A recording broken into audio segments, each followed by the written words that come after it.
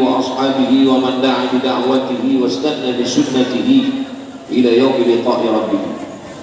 أشهد أن لا إله إلا الله وحده لا شريك له وأشهد أن سيدنا محمدا عبده ورسوله لا نبي ولا رسول بعده. اللهم صل على سيدنا محمد النبي الأمي وعلى آله وصحبه وبارك وسلم. الحبائب الأفاضل العلماء الأجلاء الأحباء والأعزاء, hadirin hadirat, para asatiz, para habaib, para alim, para ulama, insyaallah kita semua dimuliakan Allah Subhanahu wa taala. Amin ya rabbal alamin. Man shalla subha fi jama'atin, siapa yang sholat subuh berjamaah, kana fi dhimmatillah, maka hari ini dia dalam tanggungan Allah, dalam lindungan Allah. Semoga Allah melindungi kita pribadi, keluarga, negeri, kampung halaman, semuanya insyaallah. Amin ya rabbal alamin.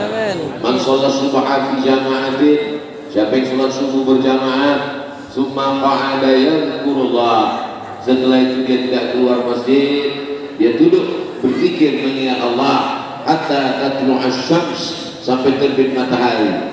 Summa yusalli raka'ataini, sesudah itu dia sholat sunat 2 rakaat, kanat lahu ka'ajri hajjatin wa umrah, maka dia dapat pahala seperti haji dan umrah. Tamah, sempurna amal ibadahnya. Hadis ini hadis hasan, tidak ada ikhtilaf antara ulama bahwa hadis hasan dijadikan sebagai dasar untuk hukum dan amal, sebagai akidah tauhid kepada Allah Subhanahu wa taala.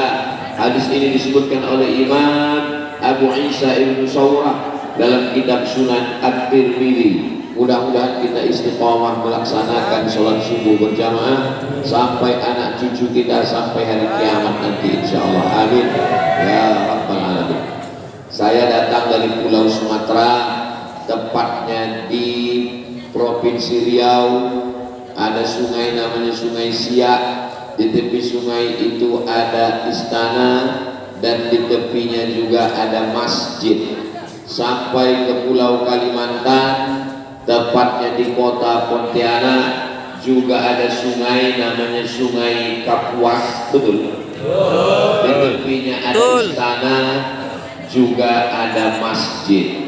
Kenapa bisa sama?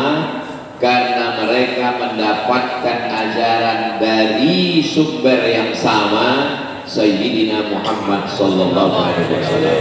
Nabi mengajarkan 2, membangun peradaban Islam dan tidak melupakan Allah. Membangun peradaban Islam, itulah dia pemerintahan Islam. Ada istananya, ada sultannya, ada muftinya, ada urusan negaranya, dan tidak melupakan Allah. Maka semuanya bersimpuh sujud di dalam masjid. Jadi kalau kita telusuri Nusantara ini, dari mulai ujung Aceh di atas sampai di Papua Barat, semua yang ada di tepi sungai, di tepi pantai, di tepi laut, dapat dipastikan 100% bersyahadat asyhadu an la ilaha illallah wa asyhadu anna muhammadan rasulullah. Pulau Sumatera itu semua pantainya itu dari pantai Aceh, pantai Barat, pantai Timur, sampai ke Lampung, sampai ke Bengkulu, tak ada yang tak bersyahadat, tak ada yang tak Islam. Sampai saya ke Fak-Fak, sampai ke Raja Ampat, sampai ke Sorong di Papua Barat, semua yang di tepi pantai, di tepi laut, di tepi sungai, semuanya bersyahadat. Dakwah tak sampai ke daratan, tak sampai ke gunung, tak sampai ke bukit. Kenapa?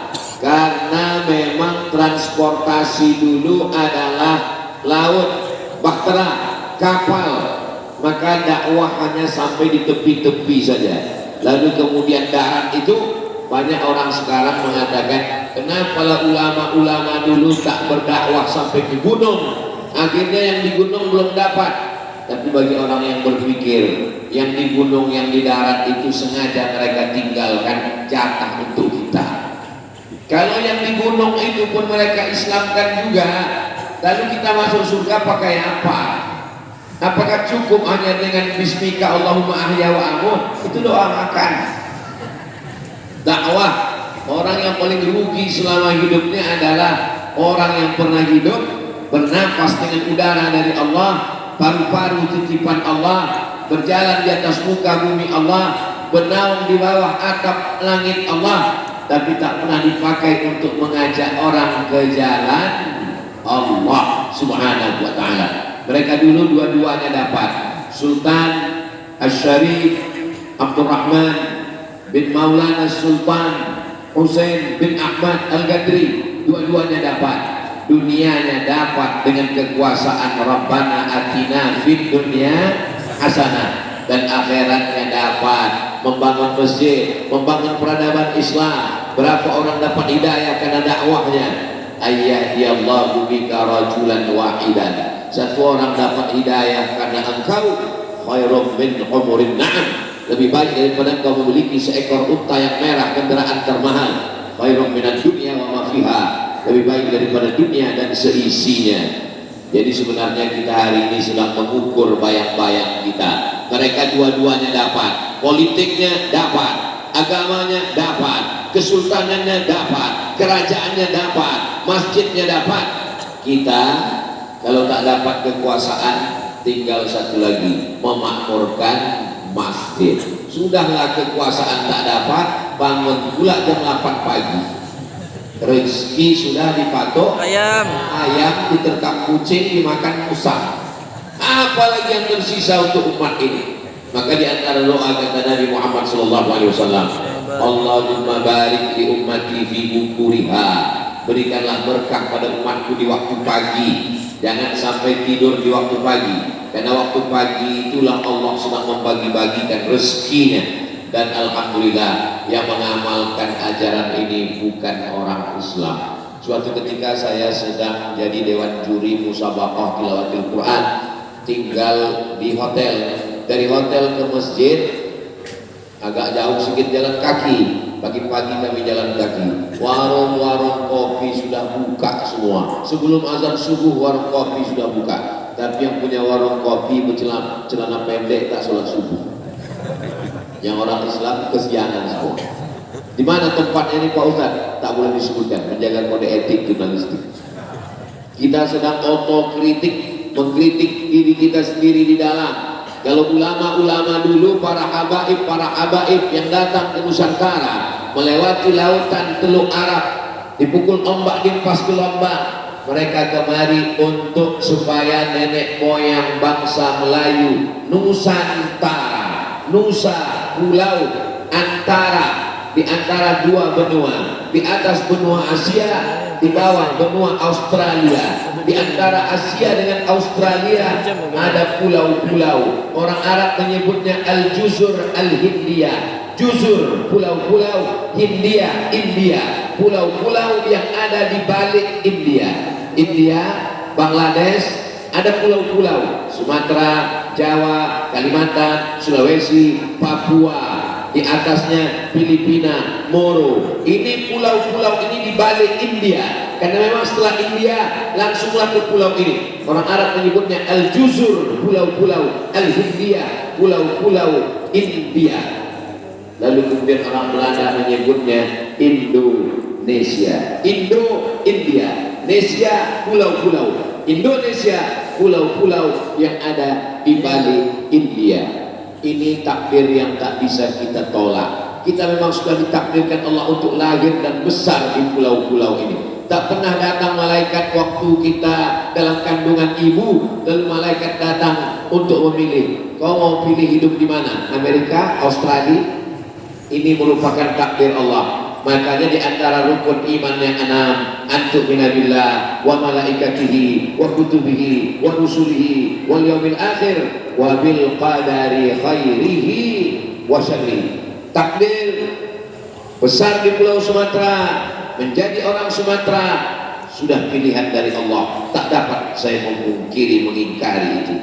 Dan ada pula saudara saya lahir di Pulau Kalimantan, besar di Pontianak, memang sudah takdir Ustadz Luqmanul Hakim. Tapi lalu kemudian jarak antar pulau ini tidak membuat kami jauh. kami dipersaudarakan dengan dua ikatan. Ikatan yang pertama, la ilaha illallah Muhammadur Rasulullah. Ikatan yang kedua adalah ikatan Negara Kesatuan Republik Indonesia. Satu ikatan, ikatan kebangsaan, ikatan dunia. Satu ikatan, ikatan yang kita pegang, kalimatu haqqin 'alaiha nahya, dengan itu kita hidup, wa 'alaiha namutu, dengan itu kita mati, wa biha nub'atsu, dengan itu kita akan dibangkitkan di padang mahsyar dalam keadaan la ilaha illallah Muhammadur Rasulullah sallallahu alaihi wasallam. Jamaah fardhu subuh yang dimuliakan Allah Subhanahu wa taala, kalau kita telusuri semua kota-kota di Nusantara ini dibangun oleh ormas. Ormas itu artinya orang masjid. Orang-orang masjid inilah yang membangun kota peradaban. Maka jangan sampai melupakan masjid. Karena kalau kita melupakan masjid, berarti kita melupakan perjuangan mereka yang membangun kota berdasarkan kalimah thayyibah. Waktu memancangkan tiang, waktu meletakkan batu, mereka berniat supaya warga kota, masyarakat yang mereka bangun itu berasaskan Islam, berdasarkan kalimah tauhid, supaya negeri menjadi baldatun thayyibatun walaupun ghafur. Karena ada baldatun thayyibatun tapi tak walaupun ghafur, negerinya aman, damai, rezeki melimpah ruah, tapi tak ada tauhid di sana. Sedangkan Islam baldatun thayyibatun walaupun ghafur. Janji Allah SWT, walau anna ahlal qura amanu, kalau penduduk suatu negeri beriman, wattaqau, bertakwa. Allah tak minta banyak, yang dimintanya cuma dua saja, amanu, beriman, wattaqau, bertakwa. Maka janji Allah, la fatahna alaihim barakatin, kami bukakan barokah minas sama, dari langit, wal ard, dari bumi. Walakin kadzabu, tapi kalau kamu dustakan ayat-ayatku ini, akhadnahum, kami cabut nikmat itu. Hujan memang tetap turun, tapi dulu hujan menumbuhkan padi, sekarang hujan mematikan padi. Karena hujan tak berhenti turun sampai akhirnya akar padi membusuk, akhirnya tak menghasilkan apa-apa. Hujan dalam Al-Quran dibagi dua, satu hujan sebagai ghaiz, hujan rahmat, yang satu lagi matar, hujan laknat. Tapi yang subuh ini insya Allah rahmat. Amin. Amin. Dari mana kita bisa membedakan sesuatu itu menjadi rahmat atau laknat? Kalau gara-gara hujan tak sholat subuh, laknat. Tapi walaupun hujan datang sholat subuh, rahmat. Mobil bisa jadi rahmat, bisa jadi laknat. Bentuknya sama, mereknya sama, harganya sama, tapi dia bisa menjadi rahmat. Dengan kendaraan itu datang berjamaah, sholat, bawa anak istri, rahmat. Tapi kalau dengan kendaraan itu jauh dari rumah Allah, jauh dari ibadah kepada Allah, maka kendaraan itu menjadi laknat. Nauzubillah. Mudah-mudahan semua yang dititipkan Allah kepada kita ini menjadi rahmat insyaallah. Amin. Karena ada orang-orang yang bersampul rahmat, sepertinya nikmat, padahal dia adalah azab.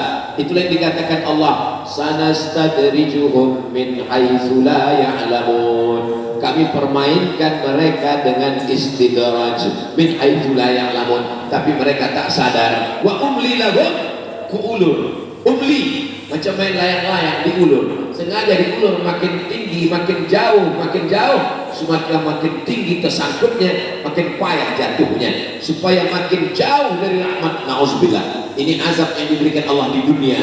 Sanastadrijuhum min haitsu la ya'lamun wa umli lahum, kuulur umurnya panjang, kuulur duitnya banyak, kuulur badannya sehat.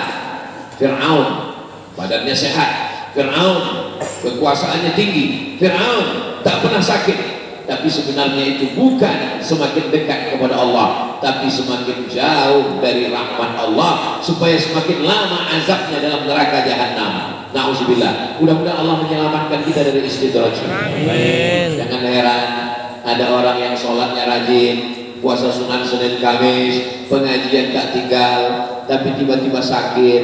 Lalu kemudian punya tetangga tak pernah sholat, tak pernah pengajian, tak pernah berinfak, tak pernah berzakat, badannya sehat, umurnya panjang, rezekinya lancar, terlintas di pikirannya, mungkin Tuhan sudah lupa. Maka Allah bantah, la ta'khudhuhu sinatun wala naum. Tak ada yang lupa, tak ada yang luput dari Allah Subhanahu wa taala. Lalu apa yang terjadi? Allah Subhanahu wa taala sedang mempermainkan dia dengan istidraj. Adapun orang yang sudah sholat, sudah berzikir, sudah puasa, sakit, rugi, bangkrut, ada yang diinginkan Allah dari hamba itu. La yusibul mu'min min nasabin wala wasabin wala saqamin wala syaukin, gundah gulana, sakit, demam panas,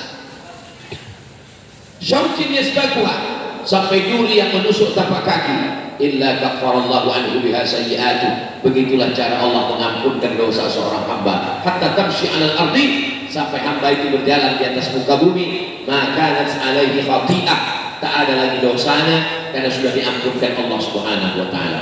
Mudah-mudahan sakit-sakit, demam-demam kita itu cara Allah menghapuskan dosa.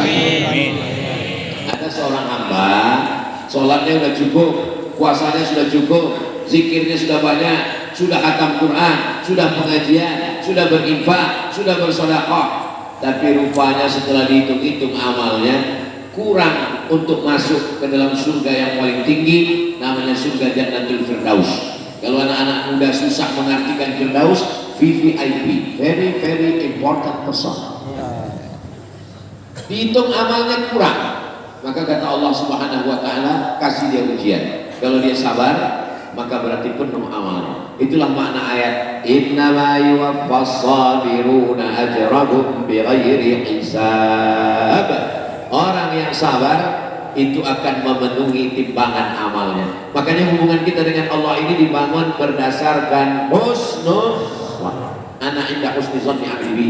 Aku menurut prasangka hambaku kepadaku, bersangka baik kepada Allah, cakap baik, pikir baik, buat baik, amal baik, datang baik.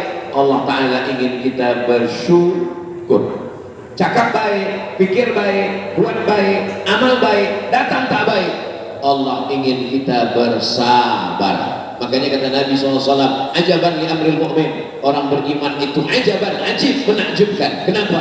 In asabat usarra, kalau yang datang itu senang, kenyang, tenang, lenang, maka dia bersyukur, alhamdulillah. Tapi kalau yang datang itu susah, payah, sempit, dia bersabar. Kedua-duanya baik bagi dia. Tidak ada cara lain kecuali bersyukur. Kalau dia bersyukur, la in syakartum la azidannakum. Kalau dia bersabar, innama yuwaffas sabiruna ajrahum bighairi hisab. Kita rencanakan paginya cerah, sudah berdoa, sudah berzikir, panitia menyiapkan segala sesuatu, ternyata hujan, bersabar, baik bagi dia. Sudah direncanakan, ini akan menguntungkan, kalau dapat duit akan berinfak, akan bersedekah, bangun masjid, ternyata tidak beruntung, bersabar, niatnya dapat. Innamal a'malu binniyat. Berapa banyak niatul mukmin khairun min amali, niat lebih baik daripada amal. Loh, bagaimana ceritanya niat lebih baik daripada amal?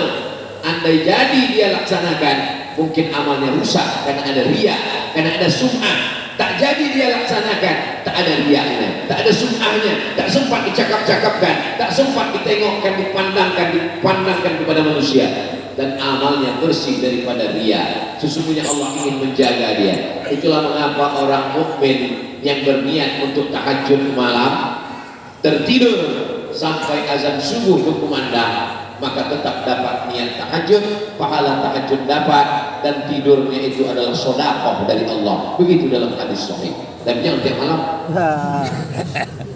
Orang yang berniat puasa lalu kemudian terlupa, tersilap, termakan, maka puasanya tetap jalan. Yang makanan itu adalah sedekah dari Allah Subhanahu wa taala.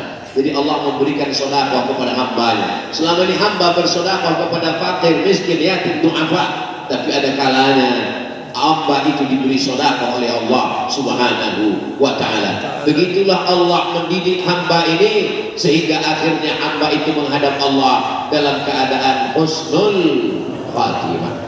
Tak ada gunanya amal banyak kalau tidak ditutup dengan husnul khatimah. Makanya di antara doa yang diajarkan kepada kita, Allahumma khtim lana bi husnul khatimah. Macam tali. Tali ini ada pangkalnya, ada tengahnya, ada ujungnya. Yang diinginkan pangkalnya baik, tengahnya baik, ujungnya baik. Mudah-mudahan kita begitu semua insya Allah. Amin. Tapi saya nih Pak Ustadz pangkalnya tak baik.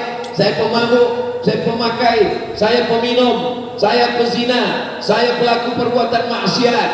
Innallaha la yaghfiru an yushraka bihi. Allah tak mengampunkan dosa syirik. Wa yaghfiru ma duna dzalika liman yasha. Allah mengampunkan dosa semuanya. Maka Allah ingin kita bertaubat nasuha. Ya ayyuhalladzina amanu, hai orang beriman, tubu ilallah, bertaubatlah kepada Allah taubatan nasuha. Nasuha diambil dari 3 huruf. Nasoha. Arti nasoha, saya masuk ke dalam hutan, dibawa oleh jamaah. Ustaz Somad, kita siapkan sepatu bot. Semana panjang sepatu bot? Sebetis Pak Ustaz. Nanti kita masuk ke hutan untuk panen madu. Iyalah, saya pun pakai sepatu bot. Rupanya masuk ke dalam lumpurnya setinggal. Tinggal sepatu bot itu. Berjalan kami hampir 40 orang, yang sampai masuk ke dalam 20, yang 20 lagi balik.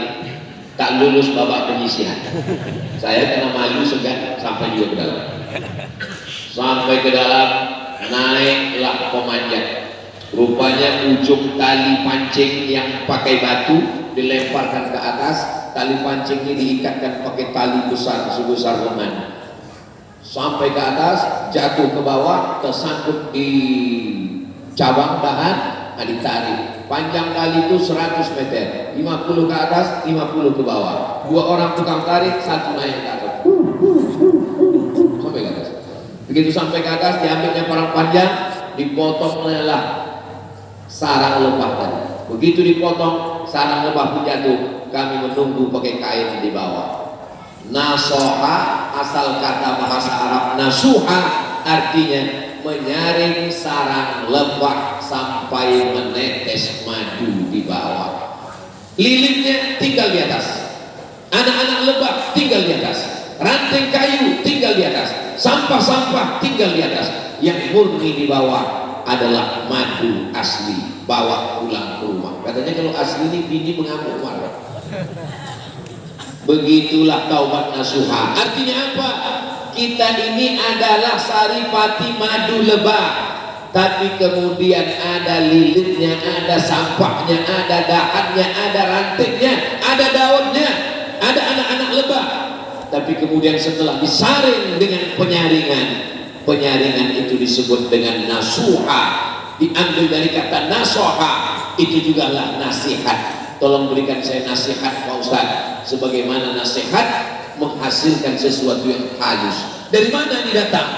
Dari madu lebah. Lebah ini Masya Allah tabarakallah dijadikan sebagai nama salah satu surat dalam Al-Quran. Itulah dia surat lebah, namanya surat An-Nahl. Ada surat semut, namanya surat An-Namal. Kalau pakai mim, semut. Kalau pakai ha, lebah. Tapi jangan sampai keluar masjid lupa yang mana yang semut, yang mana yang lebah. Oh, mana tadi tanaman, tanaman. Mudah hanya ringannya. Kalau yang lebah pakai ha, nahal. Kalau yang semut pakai mim, nama. Semut mim nama. Lebah ha, nahal. Mathalul mu'minin ka mathalin nahlah. Perumpamaan orang beriman ini macam lebah. Macam mana lebah? Lebah tidak pernah memakan yang kotor. Yang dimakan lebah hanya nektar saripati bunga. Terbang dia, dicarinya bunga-bunga, dia pun hinggap, dihinggapnya, lalu diambilnya, disedotnya, dihisapnya saripati bunga. Sampai hari ini belum ada lebah yang tertangkap pakai sabu-sabu. Sampai hari ini belum ada lebah yang makan yang haram. Tak ada. Makanya kata Nabi SAW, perumpamaan orang beriman macam lebah yang dimakan yang baik-baik saja. Yang kedua, lebah tak pernah mengeluarkan yang kotor. Yang keluar dari lebah adalah madu yang sudah mengalami proses, lalu kemudian itu yang dimakan oleh manusia. Apa kata Allah dalam Quran? Fihi shifa, yang penawar segala macam penyakit. Apa kata Nabi dalam hadis? Alaikum bisyifa'aini, hendaklah kamu memakai 2 penyembuh. Yang pertama Al-Quran, yang kedua Al-Asal, madu. Ada orang yang sakit, ingin sehat, diminumnya lah madu, berdoa dia kepada Allah, ya Syafi yang maha menyembuhkan, yang Kafi yang maha mencukupkan, ya Mu'afi yang maha menyehatkan, sembuhkan aku, bismillah. Begitu diperiksa ke rumah sakit, kata dokter, bertambah penyakit satu lagi, diabetes mellitus. Padahal sudah ada pula sarangnya di dalam, ada di dalam botol itu sarang lebah. Rupanya sarang lebah itu dikumpulkan, dimasak pakai gula merah, baunya bau madu, maka yang melakukan ini neraka jahanam tempatnya. Yang memalsukan madu sindikat ini maka tak bisa minta ampun pakai sholat sunat taubat. Kalau yang membeli madunya itu 100.000 orang, berarti 100.000 orang itu yang akan menuntut dia di hadapan Allah Subhanahu wa Ta'ala. Sholatnya terbang, puasanya melayang, infak sedekahnya gila. Bagaimana cara dia minta maaf? Maka dia mesti membuat satu video khusus. Assalamualaikum warahmatullahi wabarakatuh kepada semua pembeli madu. Aku minta maaf ampun kepada kalian. Apakah kalian memaafkan aku? Kata pembelinya, balikkan duit. Saudara yang dimuliakan Allah Subhanahu wa Ta'ala, banyak orang mempermudah-mudah agama, katanya cukup dengan istighfar selesai. Agama Islam ini ya dinu yusra, agama ini mudah. Yassiru, mudahkan, wala tu'assiru, jangan dipersulit. Basyiru, berikan kabar gembira, wala tunaffiru, jangan buat orang lari dari agama Islam. Memang betul agama ini mudah, tapi kalau terkait dengan manusia tak bisa sekedar minta maaf, tak bisa sholat sunat taubat. Kalau kepada Allah mandi taubat. Di mana mandinya Pak Ustaz? Ini di sungai itu. Habis pengajian itu mandi di sungai. Hilang dosa kalau mandi taubat Pak Ustaz. Kalau ke tengah bukan cuma dosa, orang hilang. Mamin muslimin yudhini mulamat. Ada orang yang silap salah buat dosa, supaya katohar mandi, tak bisa mandi, wudhu, tak bisa wudhu, tayamum, tak bisa tayamum, berarti udah mati. Summa yusolli raka'ataini, sembahyang sunat 2 rakaat. Usolli sunnatan taubat raka'ataini lillahi ta'ala illa ghafarallahu lah, maka Allah mengampuni semua dosa-dosanya. Menjelang bulan suci Ramadan, kita sudah berada di bulan Sya'ban, tak lama lagi malam nisfu Sya'ban. Hari tanggal 7 Selasa malam Rabu menurut perhitungan insya Allah. Maka pada malam nisfu Sya'ban membaca surat Yasin 3 kali, berzikir, hidupkan malam nisfu Sya'ban. Menghidupkan malam nisfu Sya'ban adalah amalan kalangan salaf. Salaf itu 3 abad pertama. Khairul qurun qarni, sebaik-baik abad-abadku. Tsumma alladziina yalunahu, 1 abad sesudah itu. Tsumma alladziina yalunahu, 1 abad sesudah itu.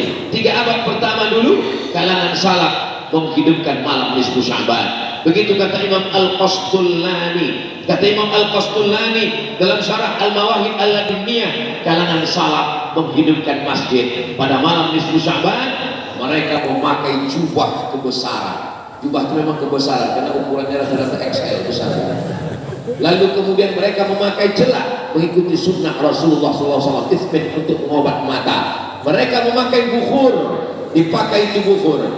Saya ini orang kampung tak tahu. Waktu kecil dulu asal wirid Yasin bakar kemenyan, asal wirid Yasin bakar kemenyan di kampung. Sesudah di kota dipermasalahkan orang pula, tak boleh manggil hantu jelangkung. Kita tak tahu, akhirnya tak dipakai lagi. Rupanya kemenyan itu getah kayu di Yaman, dipakai untuk harum-haruman. Kenapa dipakai waktu wirid Yasin?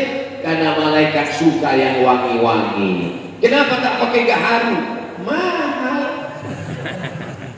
Gaharu mahal. Sekarang gaharu siapa yang memakai? Orang-orang kaya pakai minyak gaharu, pakai kayu gaharu. Di Makkah, di Madinah, di Makkah tak ada pokoknya, di Makkah tak ada dahannya, di Makkah tak ada batangnya, tapi kayu keringnya ada. Kenapa bisa ada di Makkah? Mereka banyak. Didatangkan gaharu dari India, dari Kalimantan, berdatangan semua ke sana. Dikasih mereka lah saya 1 minyak. Ustaz Somad, ini memang niat saya lama. Ini minyak ini saya kasih khas untuk Ustaz Abdul Somad. Berapa harganya tuan? Harganya Ustaz $1.000. $1.000? Wah, 15 juta ini saya bilang. begitu dikasih saya simpan sekarang, tak saya bawa keluar. Karena nanti kalau dipakai diminta jamaah menetes air mata. Jamaah yang dimuliakan Allah Subhanahu wa taala, suka kepada harum-haruman. Orang beriman itu yang diciumnya harum, yang dimakannya baik, yang keluar pun baik. Maka jangan heran kalau ada kawan, tetangga, sahabat, jamaah yang keluar dari mulutnya itu kebun binatang aja semua. Itu dapat dipastikan bahwa yang dimakannya itu tidak baik. Itulah mengapa kita tak boleh memakan binatang bertaring. Kenapa? Karena takut mempengaruhi perbuatan. Datanglah orang bertanya kepada ulama kita, kenapa ayam boleh dimakan? Kenapa khinzir tak boleh dimakan? Ulama tak boleh marah-marah, dia senyum aja. Coba ambil ayam, habis itu ambil khinzir. Khinzir itu pada teba baya bawabi.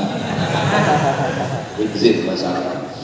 Hurrimat alaikumul maitatu wadamu walahmul khinzir.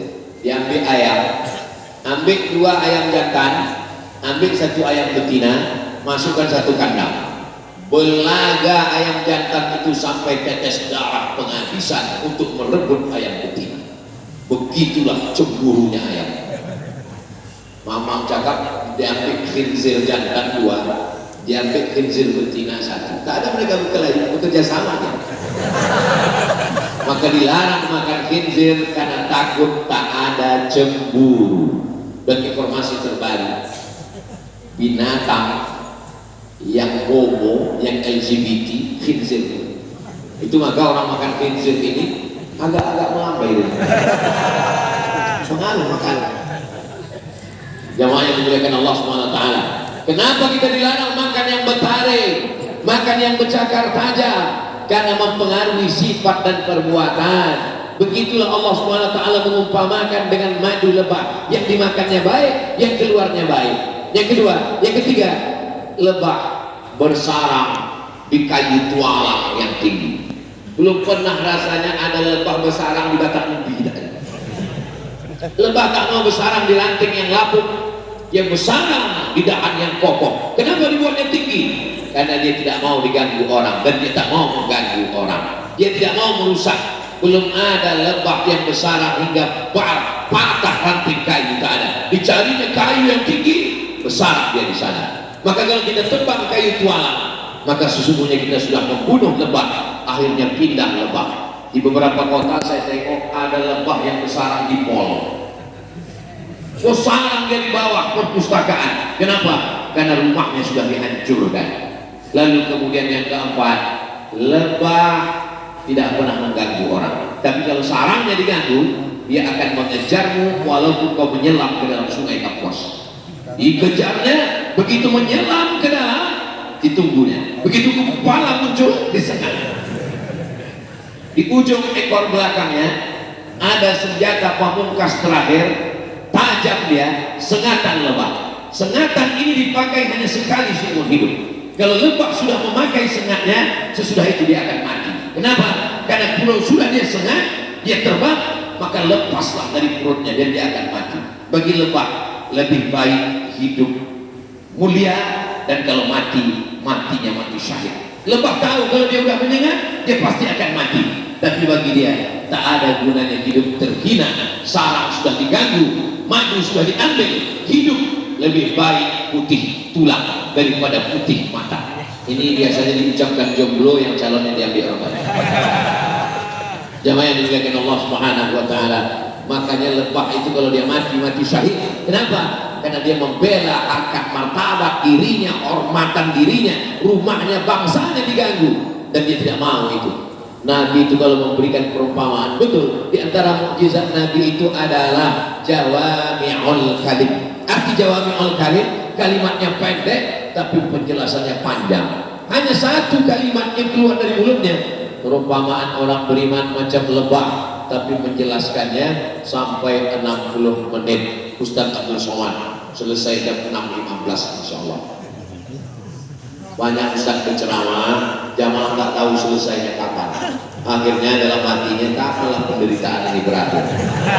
Tapi kalau Ustaz Abdul Somad ceramah, semua orang tahu. 600 ml terbit matahari selesai sholat sunat isyraq 2 rakaat dapat pahala haji dan umrah. Insyaallah bulan Oktober nanti Ustaz Abdul Somad akan umrah, mudah-mudahan berjumpa pula kita di Makkah Madinah insyaallah. Ongkos tanggung masing-masing. Jamaah yang dimuliakan Allah Subhanahu wa taala, kalau negara, negeri, kota, kerajaan kita dibangun oleh orang-orang yang soleh, membangun masjid, kalau belum bisa membangun jangan merusak. Kalau belum bisa membahagiakan orang tua jangan menyusahkan hatinya. Adik-adik yang belajar di kampus, yang masih sekolah di pondok pesantren, prinsip dengan orang tua ini, kalau belum bisa membahagiakan dia jangan susahkan hatinya. Karena kalau kita susahkan hatinya, nanti anak kita pun juga akan menyusahkan hati kita. Karena ada satu dosa, kalau dibuat di dunia akan dapat juga di dunia. Jangan heran kalau ada orang pemabuk, kalau ada orang pezina, hidupnya senang di dunia, nanti di akhirat dibalas Allah. Tapi untuk khusus durhaka pada orang tua akan didapat di dunia. Di akhirat dapat lagi Pak Ustaz? Dapat. Loh, di dunia udah dapat, kenapa akhirat dapat lagi? Di dunia itu baru DP-nya aja. Mudah-mudahan kita termasuk orang yang berbakti pada orang tua, dan anak-anak kita pun insya Allah akan mendapatkan bakti yang sama kepada kita insya Allah. Pengadulah seorang kepada saya, anak saya nih Pak Ustadz tak senang diam saya dibuatnya, ada aja tingkah lakunya. Lama saya merenung, tolong doakan Pak Ustadz. Insya Allah saya bacakan Al-Fatihah, saya selawatkan, saya doakan. Ingat saya ucapan orang tua dulu, oh dia ini pun dulu begitu juga memperlakukan orang tuamu. Apa yang kau lakukan terhadap orang tuamu, maka itu pula lah yang akan dibalaskan anak-anakmu. Dalam Islam tak ada karma, dalam Islam adalah balasan Allah Subhanahu wa taala. Mudah-mudahan kalau kita dulu pernah silap, kita pernah lupa, kita pernah salah, orang tua sudah meninggal dunia, jangan putus harap. Karena saat pernah datang menjumpai Nabi Muhammad sallallahu alaihi wasallam, ya Rasulullah, ya ummi matan, emakku sudah meninggal dunia, apa atau sadaqu anha, apakah boleh aku bersedekah ya Rasulullah? Kata Nabi, tasaddaq, bersedekahlah saat untuk emakku, ya, sampai pahalanya Rasulullah. Sampai kata Nabi, ayu sadaqatu afdal, sedekah apa yang paling afdal? Kata Nabi, saqiyul ma, memberi air minum. Saat pun balik ke rumah, diambilnya cangkol, digalinya sumur, diwakafkannya sumur itu. Jamaah tak perlu mencari cangkol, tinggal panggil, assalamualaikum sumur bor siap. Bangunkan pondok pesantren. Pondok pesantren santrinya 1000, WC-nya 5. Bayangkan santri mengantri, bayangkan santri tak dapat ke toilet. Maka kalau dibangunkan ini, niatkan untuk almarhum almarhumah. Tapi rasanya di Pontianak tak perlu lagi membuat sumur. Kenapa? Pandang ke kanan sungai. Jadi tidak selamanya habis waktu. Hah? Terbit matahari. Saya tahu, pura-pura bertanya. Terbit matahari. Asal terbit matahari berbunyi. Asal terbit matahari berbunyi. Asal terbit matahari berbunyi. Lalu orang pun mengambil kesimpulan, kalau berbunyi berarti terbit matahari. Sampai akhirnya suatu hari tak berbunyi dan matahari tetap terbit. Betapa kita salah mengambil kesimpulan.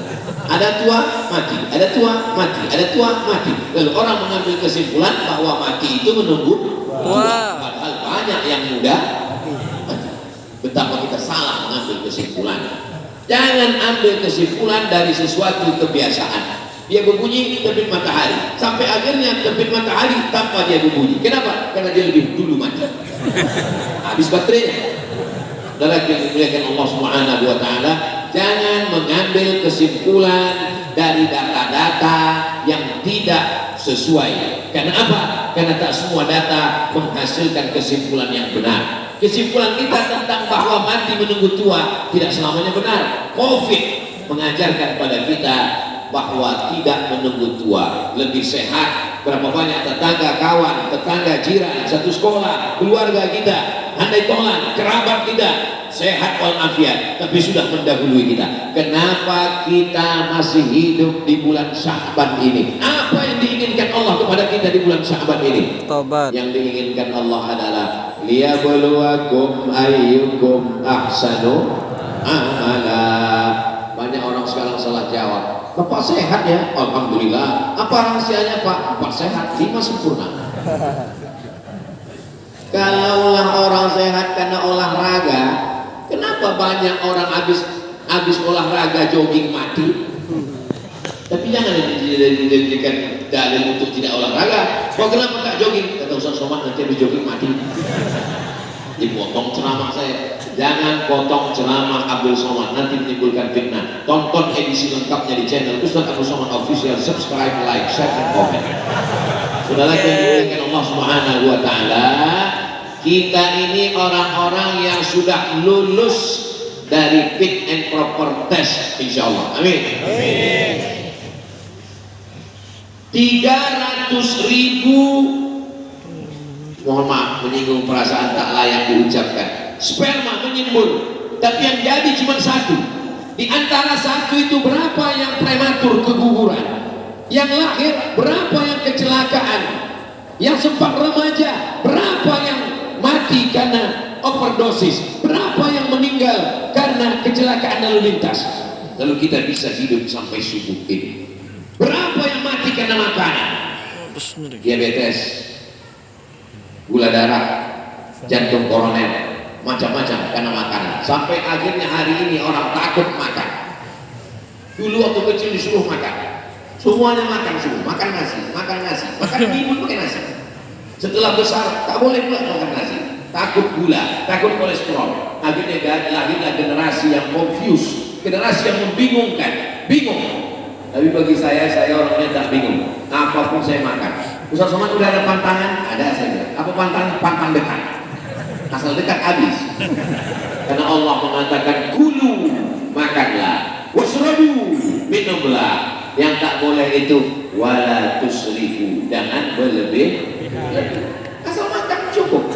Makan secukupnya saja, minum secukupnya saja. Maka insya Allah badan akan sehat. Dan kalau sudah sehat dipakai untuk ibadah. Kalau sampai makanan yang kita pakai ini tidak membuat ibadah, memberatkan mata untuk tahajud malam, maka sesungguhnya kita sudah zalim. Karena sesungguhnya badan ini diciptakan Allah. Wa ma khalaqtul jinna, tak kuciptakan jin wal insa, tak kuciptakan manusia illa liya'budun, kecuali untuk beribadah. Kalau memang hidup ini untuk beribadah, lalu bagaimana dengan yang punya toko? Bagaimana dengan yang punya kebun sawit, kebun karet? Bagaimana dengan yang punya sampan perahu untuk ke laut menangkap ikan? Menangkap ikan pun juga adalah ibadah. Loh, kok bisa nangkap ikan ibadah? Karena mencari rezeki yang halal untuk makan anak sekolah, bangun rumah, langkahkan kaki ke laut. Bismillahirrahmanirrahim. La haula wala quwata illa billah. Tapi nanti sampai waktu sholat tetap cari arah kiblat. Oh, matahari tenggelam di sana, agak ke kanan sedikit, tetap sholat. Jangan gara-gara ini ditanya nanti sama istrinya, abang waktu di laut kemarin tak ada sholat. Kata Ustaz Somad, ke laut beribadah. Masa kantor dari mulai jam 8 pagi sampai jam 4 sore, lembur sampai malam, bernilai ibadah dengan syarat Bismillahirrahmanirrahim, la haula wala quwata illa billah. Tapi jangan gara-gara Ustaz Somad mengatakan di kantor ibadah, lalu masjid, surau, musola, di kantor dinas tak ada yang sholat zuhur. Ayalah sholat.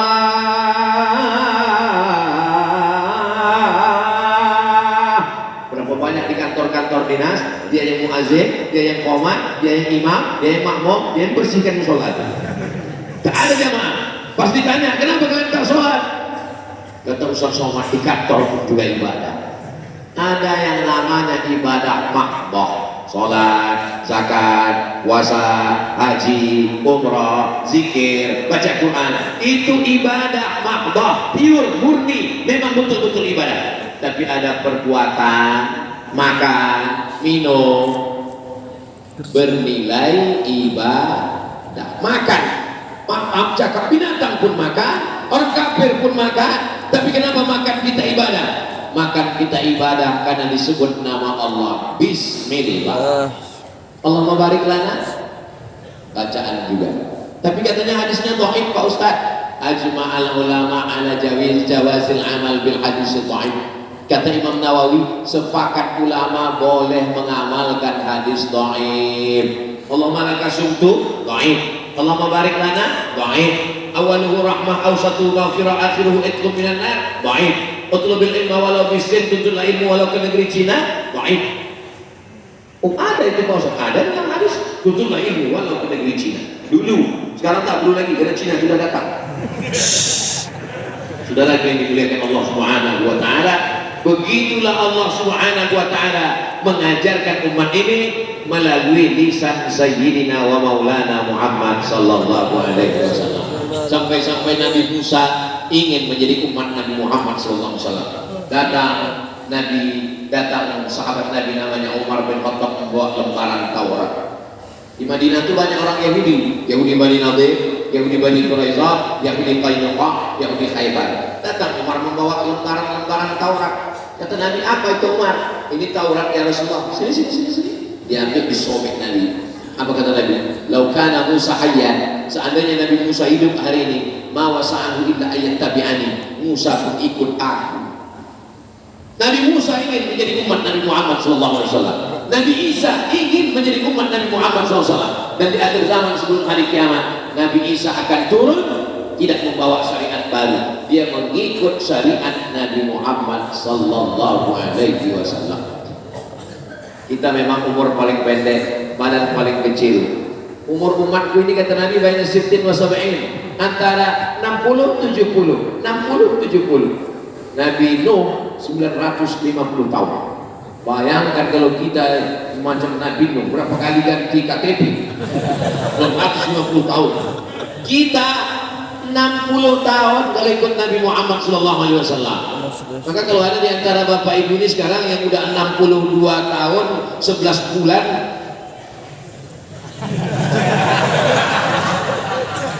umur tidak menengok akte kelahiran. Malaikat maut kalau mencabut nyawa tidak menengok tua muda.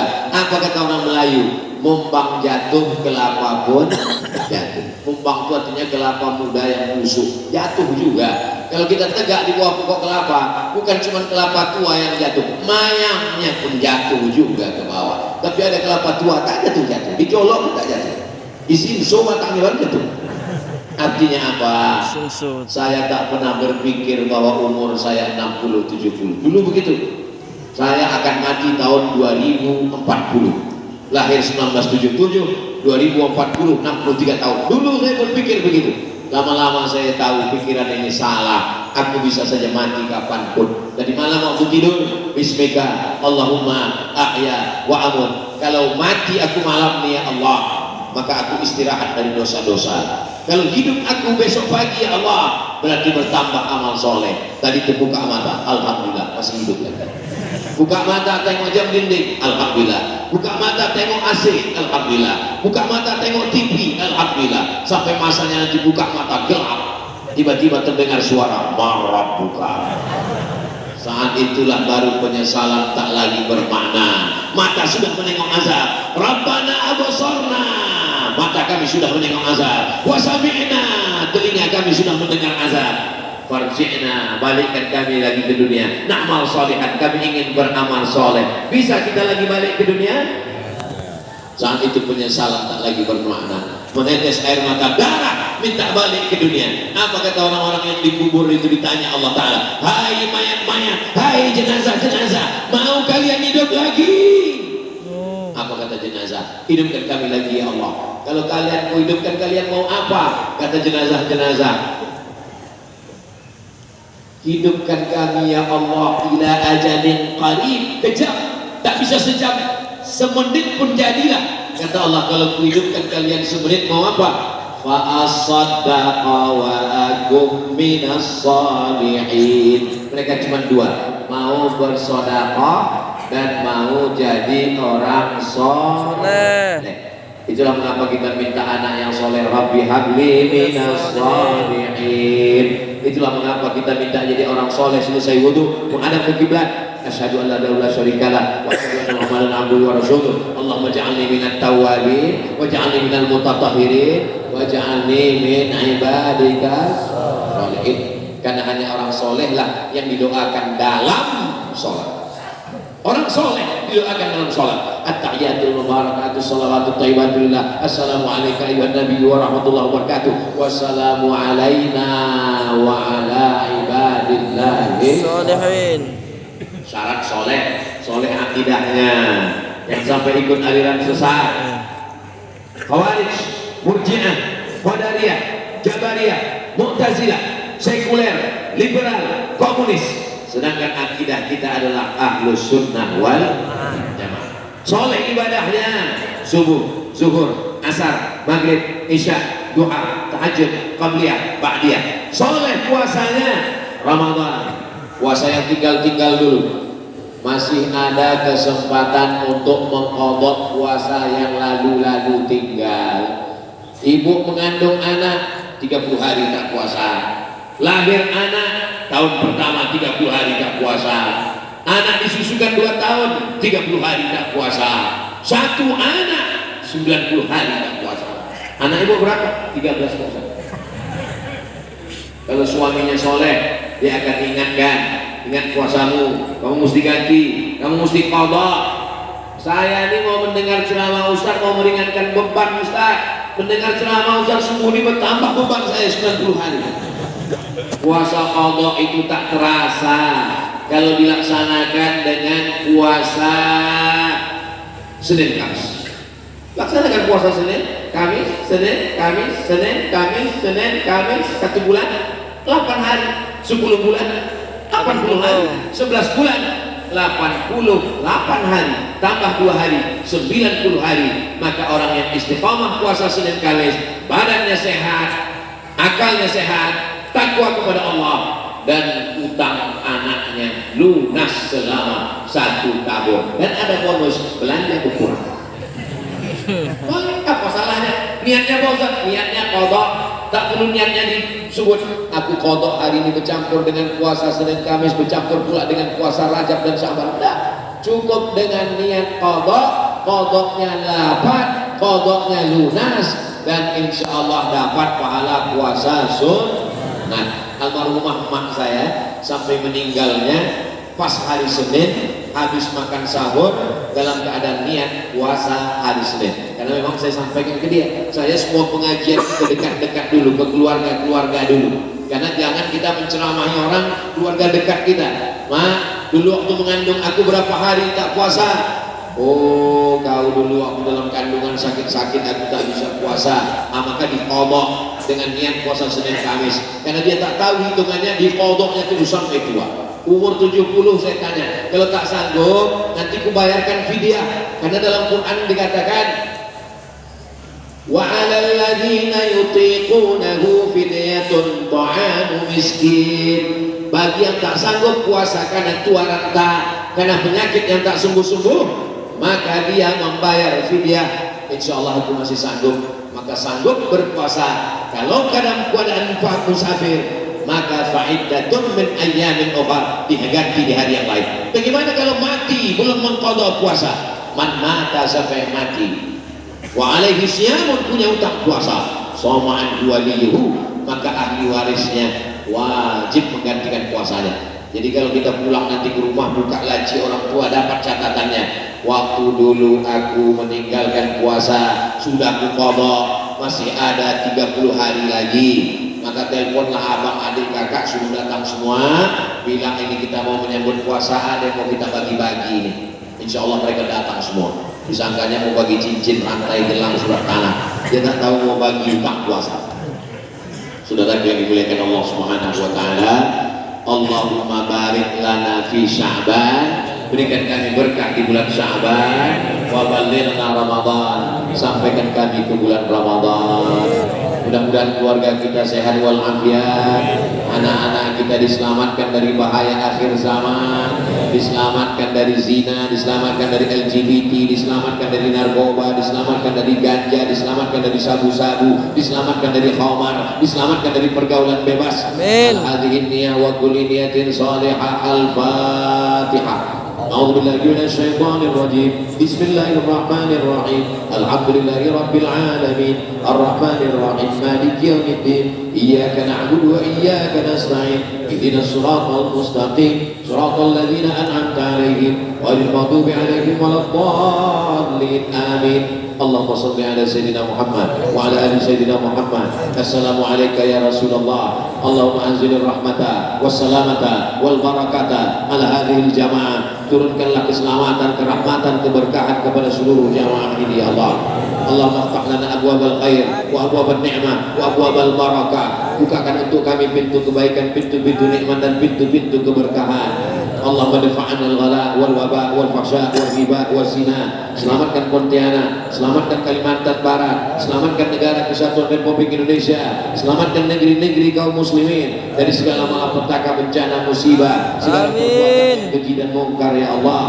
Amin ya Allah. Muqallibal qulub, Engkau yang membolak-balikkan hati, sabit qulubana, kokohkan hati kami ala dinik dalam agamamu wa ala ta'atik dalam ketaatan kepadamu. Allahumma a'inna, tolong hati kami ala zikrika, supaya selalu berzikir mengingatmu, wa syukrika, selalu bersyukur kepadamu, wa husni ibadatik, selalu beribadah dengan ibadah yang terbaik.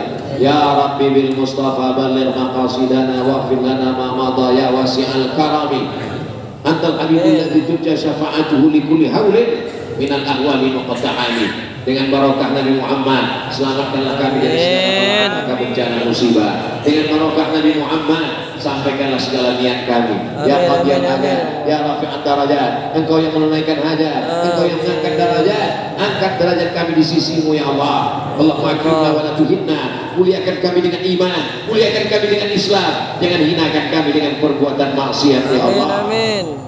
La tuzigh qulubana, jangan palingkan hati kami ba'da idh hadaitana, setelah Engkau berikan hidayah kepada kami. Rabbana hab lana minas shalihin, jadikan anak kami anak-anak yang saleh dan salihah. Rabbana hab lana min azwajina wa dzurriyyatina qurrata a'yun, jadikan pasangan hidup kami, anak-anak kami sejuk di pandangan mata kami ya Allah.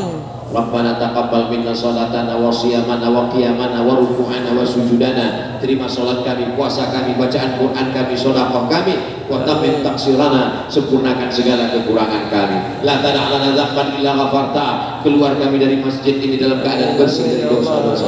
Amin. Wala dainan illa qadaita, tolong lepaskan kami dari hutang piutang riba. Wala maridan illa syafaita, ada yang sakit angkat penyakitnya ya Allah. Wala mayyitan illa rahimta, yang sudah meninggal dunia lapangkan kuburnya, selamatkan dari azabmu ya Allah. Wala hajatan min hawaijid dunia, segala hajat dunia, hajat akhirat. Laka ridha wa lana fiha shalah, baik bagi Engkau dan Engkau ridha baik bagi kami. Illa yassarta wa qadaitaha, mudahkan dan tunaikanlah ya Allah. Allahumma khtim lana bi husnil khatimah, Amin. khtim alaina bi su'il khatimah. Allahumma ja'al akhir kalamina inda jari ajalina, jadikan akhir kalam kami ketika ajal kami sampai, kalimat yang terakhir keluar dari mulut kami, la ilaha illallah Muhammadur Rasulullah sallallahu alaihi wasallam. Kalimat abdin alaiha nahya, dengan itu kami hidup, wa alaiha namutu, dengan itu kita mati, wa biha nub'atsu, dengan itu juga nanti kita akan dibangkitkan di padang mahsyar, dengan itu juga kita akan masuk ke dalam surga bersama Nabi Muhammad sallallahu alaihi wasallam. Wa sallallahu ala sayyidina Muhammad wa ala alihi wasallam, walhamdulillahi rabbil alamin. Taqabbalallahu minkum minna wa minkum taqabbal ya karim. Terima kasih segala perhatian.